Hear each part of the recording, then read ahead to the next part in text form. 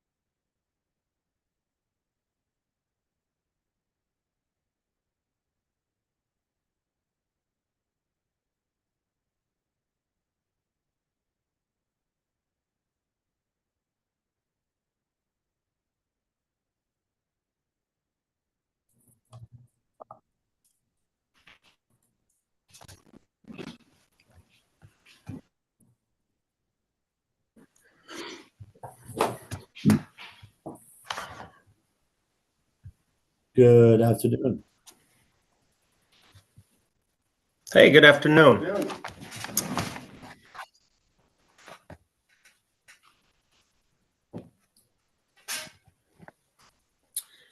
Phil, just a matter of course, do you want to?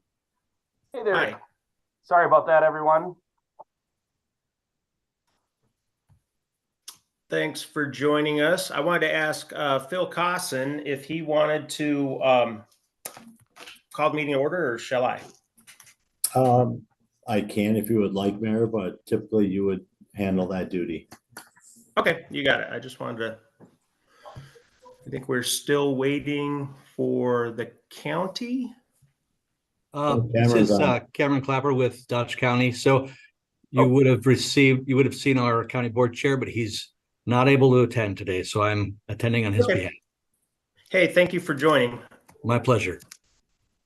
Bear with me one moment and we will call it to order here in just 1 second.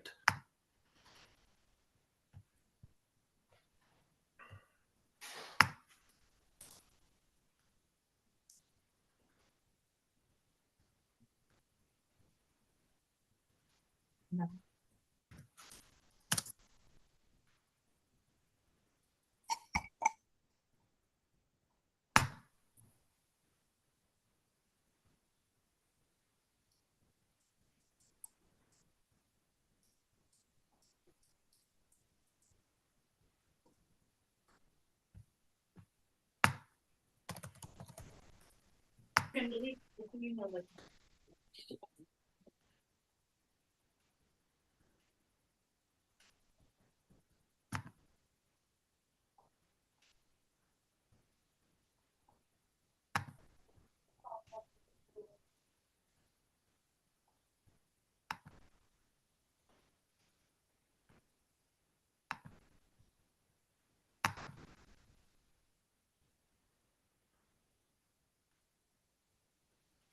Okay, thank you all for your patience. So calling to order the Joint Review Board annual meeting for the city of Mayville, September 13th, excuse me, wrong date, November 1st.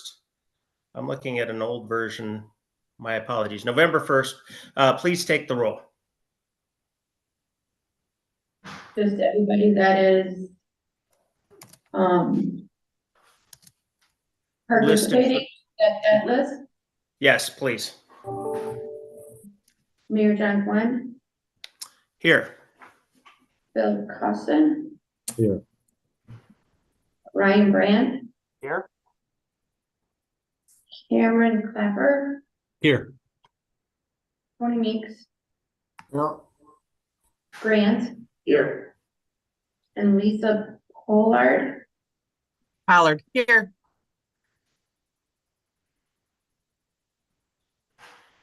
All right, quorum is present. And then again, I guess just maybe mark the record, if you will. Cameron, I don't know if you got called for your name got called. I just want to make it official. You are a part of this meeting, representing the county. Perfect, thank you. All righty, first item of business will be appointments, public member.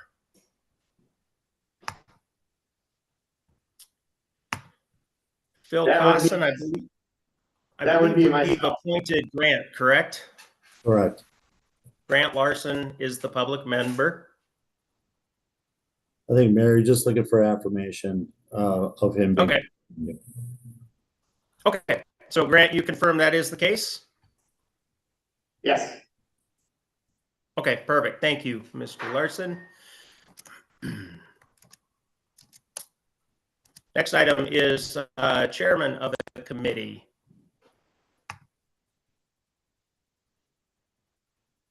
The chairperson of the committee.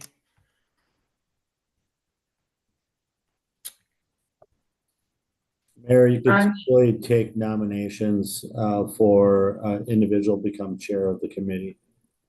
Okay, I'll take a nomination if anybody would care to make a nomination. I'll nominate John Glenn. Okay, is there a second? I'll second that. Okay, moved and seconded. Are there any Seconded. other? By who? Seconded by who? That was Ryan Band, Mayville School Thank District. Yep. Thank you. Thank you, Ryan. Are there any other nominations? Okay, in that case, it has been moved and seconded to nominate myself, John Gwynn, as chairperson of the Joint Review Board. All in favor, say aye. Aye. Aye. Aye. Opposed? Motion carries. Item number 3, review the annual PE 300 reports and the performance and status of the city's active tax incremental districts as required by Wisconsin statute 66.1105, subsection 4M, F as in Frank. And I will turn it over to Phil Cosson. All right, thank you, Mayor. Good afternoon, everyone. I'm so used to saying good evening, but good to be with you today. I'm going to walk through each of the reports. I believe they were all sent out to you. You should have a copy. I'm just going to highlight a few items. I'm going to share my screen. That might be the easiest way to go through this. You can give me a thumbs up or a nod if you can see it. We're good. Awesome. All right. All right. Well, the city currently has 3 active tax increment districts that are required to be reported annually. And for those of you that have been through this process before, I apologize, but I'm going to take you through kind of the rationale. For every tax increment district in the state of Wisconsin that is active, there is a requirement to prepare what's called a PE 300 report. And that has to be completed and submitted to the Department of Revenue by July 1st of every year. And so that PE 300 report is kind of backward looking. So it takes a look at what happened the previous year.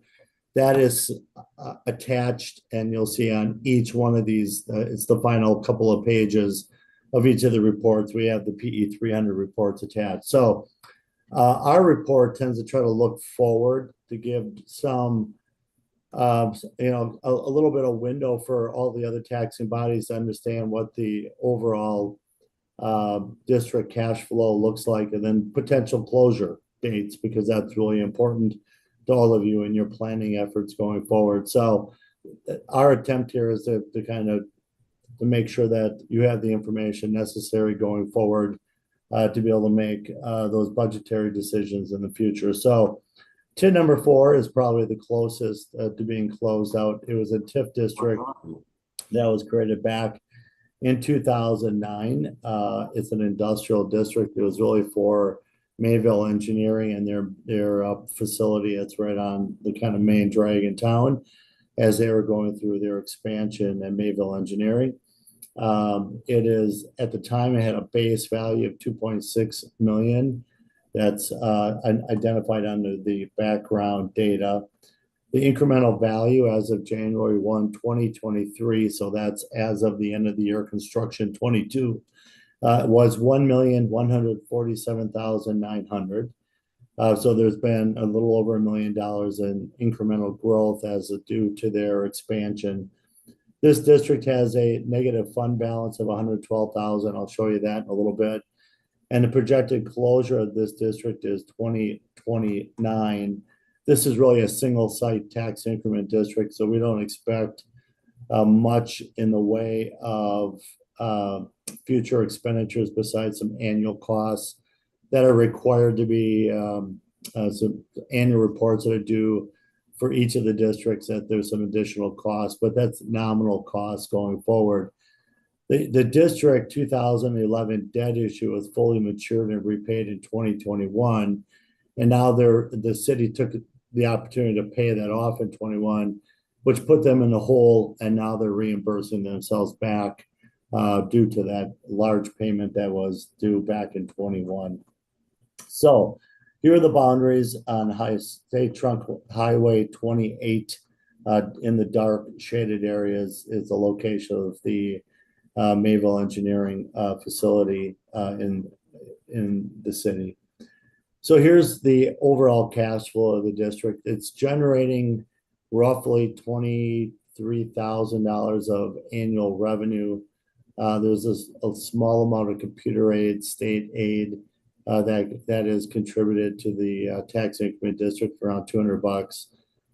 So we have total revenue around $23,000. There's a small amount of admin costs, again, the state submittals, et cetera, that are due every year. The debt's been paid off in this case, and you can see that there's a cumulative negative balance that is reported on the PE 300 report that will be slowly paid back over the next number of years. And by 2028, 2029, in that time frame, the district will be fully have repaid the shortfalls and be able to be closed out at that time. So this will just play itself out over the next 6-7 years until that advance has been fully reimbursed back. Here's the PE 300 report, the incremental value, the grants that are coming in. That's the shared revenue from the state. And then the professional service charge is a little bit higher in 22. That's expected to decrease a little bit. And here's the negative $112,510 fund balance at the end of 2022 that was reported. Again, we expect to be able to collect enough increment to be able to pay that off in the last couple of years of the tax increment district. So that's TID number 4. Happy to answer any questions.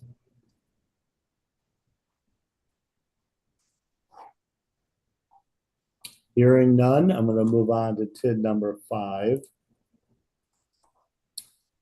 Same approach, same layout as far as the annual report that we prepare. So in the summary, we'll go through TID number 5. I might start here with a boundary map because this is on the, I'll call it the southwest side of town, again off of Highway 28, a little bit further west. This was originally created for Shopko, and I think people are aware that Shopko built a number of these kind of community stores, a little bit smaller storefronts. I live in Sussex. We have an empty one in Sussex. So there's a variety of those that have been built around the state of Wisconsin back around 2003, 2004, in that time frame. So this district was created back in 2003 as a mixed-use district, meaning it has a maximum 20-year life. That boundary also included additional areas like Fastenal and a few other developments that occurred within the boundaries of the district. So it wasn't just the Shopko site, but there was a few other developments that did occur within the boundaries of the district. Base value when it was created was $2.3 million. There's incremental value of roughly $2.3 million. That's what it's grown over that period of time. Here too, we have a negative fund balance in this district of about $95,000, and we're projecting it's going to take the full life of this district and maybe longer to pay this fully off. So there are a couple of notes that are outstanding in this cash flow. So let me just walk through this real quick. We have incremental revenue, and you can see it's dropping and projected in revenue year 24. And that's because we've seen tax rates drop pretty substantially throughout the state of Wisconsin. So Valuations have stayed relatively the same, but we've seen mill rates really drop. Same in Mayville. State aids remain about the same. There is a pilot payment that is tied to the Shopko building, so that where valuation, if they don't hit a certain valuation, they make a shortfall payment that is still out there and required to be made by the real estate arm of Shopko when they build those buildings. So we expect revenue right around $65,000 a year. There is a state trust fund loan that was taken out back in 2014. That was a direct payment to Shopko when they built, an incentive directly to them when they built. And so that state trust fund loan payment is part of that pilot agreement to make sure there's enough revenue to be able to make these state trust fund loan payments. There was also some infrastructure that supported the area. The last couple of years that note will be outstanding, will be paid off in 23 and 24. That'll be fully paid off. And then we'll start being able to reimburse back some of the costs that have been sunk in by the city. So 24, again, there'll be a projected shortfall payment as a result of the last payment on the 2014 notes, around $53,000. And then each year after that, once that matures, we expect that there'll be around $12,000 of annual revenue to start reimbursing back tax increment district number 5. That'll start in 2025. This district is eligible for an extension, and the city could request, as we get further out into and closer to the end of the life of this district, the city could go back and request an extension of up to 6 years to be able to fully reimburse themselves. But if we see a little bit of growth out in TID 5, and there is area for growth, there may not be the need to seek any type of extension. So for now, we're leaving it as is, and we'll just see how this plays out between now and the end of the life of the district. Questions on tax increment district number 5? Phil, I was going to ask, as far as the Shopko building, Shopko, I don't believe, still owns the building. Does the liability remain theirs? The liability is with the company that owned the real estate, and we're leasing it back to Shopko. Shopko never did own any of these buildings. They were working with a third party, that developer that actually built the buildings and then leased back to Shopko. So that's who the development agreement is with. Thank you. Any other questions? All right, moving on to tax increment district number 6. Relatively new district. This is the first year that we had to go through this annual reporting. TID 6 was created back as a mixed-use district in 2021, and I'll show you the boundary map here as well. You can see in the green is the boundary map. It was really to develop a multifamily in this kind of boxed area up in the northern part of the boundary. There has been some additional development that has occurred also just south of that site. And I know there was a letter received from the developer today in regards to this development. They started that development in 22, and I know they continue with that development. So there's also been other proposals that have been brought forward, nothing at this point to report back, but there is other areas for potential development within this area. So when this district was created, there was a base value of $21 million.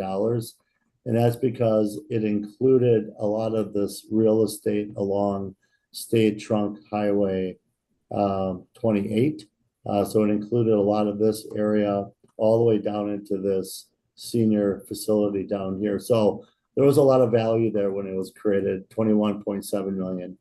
There has been incremental value of about 5.3 million. That we expect that will increase as a result of the developer finishing their building, hopefully 23, 24. And here too, we have a small negative fund balance of $32,000 in this case. Here's the cash flow. The cash flow is actually going to turn positive here very soon. Customarily, we see, the early years of a tax increment district that there'll be some shortfalls. There are some costs that are incurred early on in the creation of the district, and then get reimbursed back out of increments. So there is an existing development agreement with Integris, who is the developer, that calls for them to be reimbursed back using the schedule that is shown here. But that'll be dictated by when they actually complete their project. And so we expect that first payment will likely be due in 25 is our latest projection.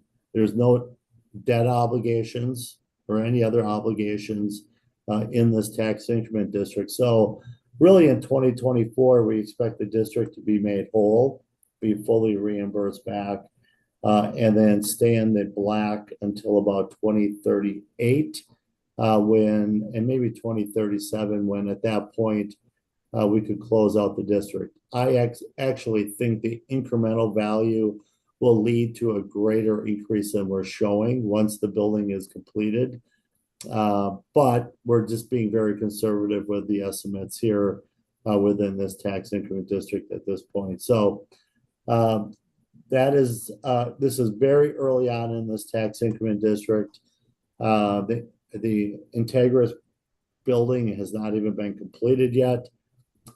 Most of the increment that is being realized is from the development to the south of that, which there is no development agreement or requirement to make a payment to them. So that's really just benefiting this tax increment district early on. So questions on TID 6? Bill, I have just a couple. Yeah. Some are just curiosity. Sure. The first is regarding donor TIDs. So in both of the former cases, we've got districts that are they're going to break even at the end, or they're not going to break even at all of the, and there's a concern that without additional development, there might even need to be an extension required or needed. Is there ability for District 6 to donate funds once it is completely in the black to help offset or to help buy down some of the costs for that district that's going to need to be extended otherwise? Yeah, no, unfortunately not. Okay.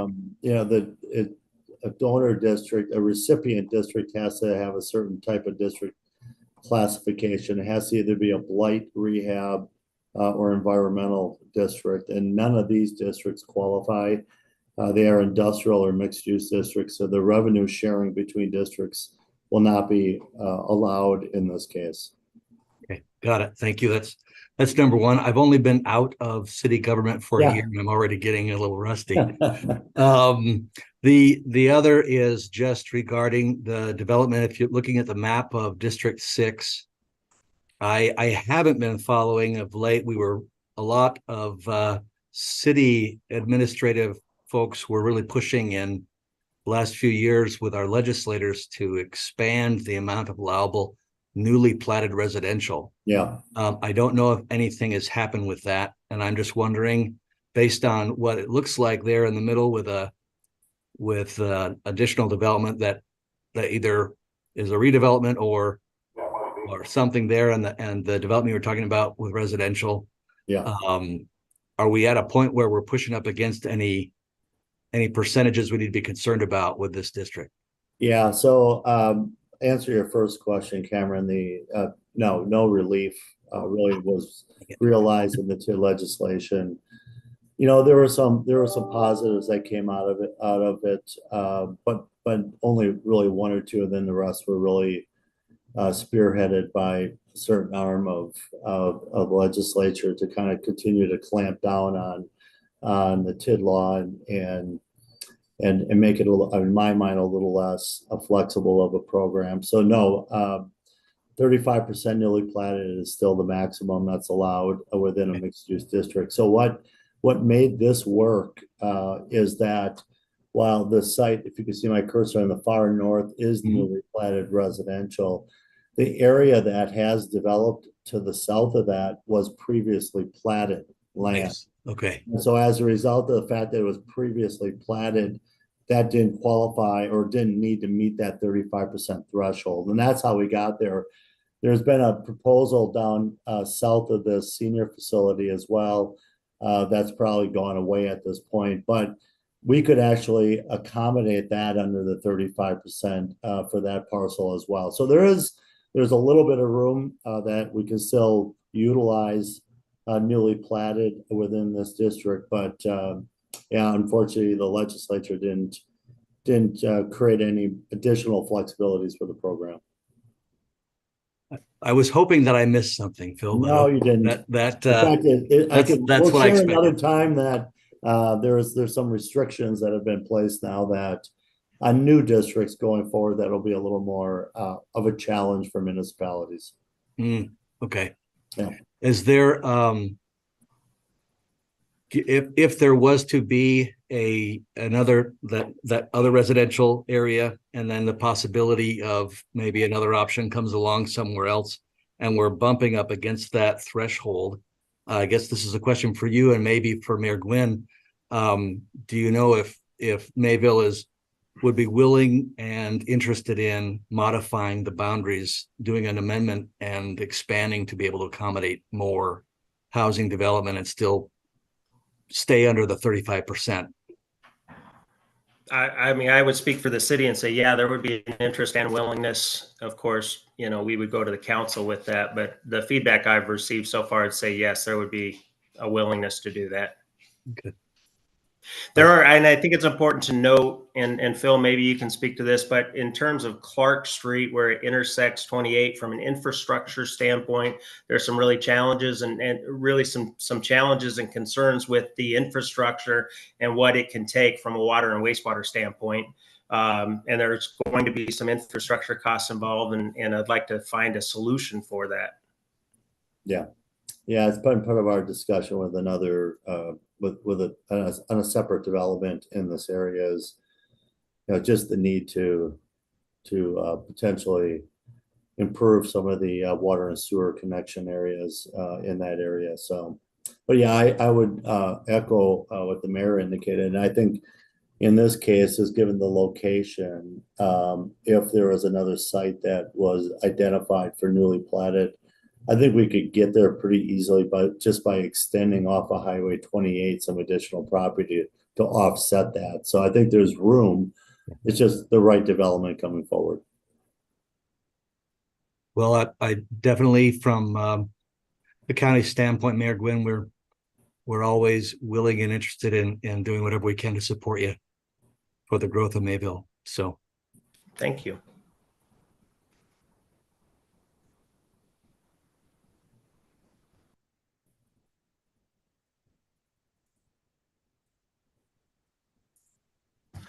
All right. So Phil, that's your presentation?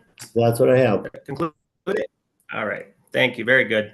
If there are no further questions, we'll move on to item 4. I would take a motion to approve a resolution acknowledging filing of annual reports and compliance with annual meeting requirement. I'll make that motion. Okay. Is there a second? The motion was made by Cameron Clapper of the county. Yeah. And I'll second that motion. And second by Lisa Pollard. Thanks, Lisa. Any further discussion? All in favor say aye. Aye. Aye. Aye. Opposed? Motion carries. And lastly, item number 5, I will take a motion to adjourn. So moved. So moved by Grant Larson. Is there a second? Ryan Bant Mayville can second that. Ryan, thank you. All in favor say aye. Aye. Aye. Aye. Aye. Have a great evening, everyone. Thank you for participating. Thank you. Thank you. Thank you. You. Thank you. Take care, all. Thanks. Bye-bye.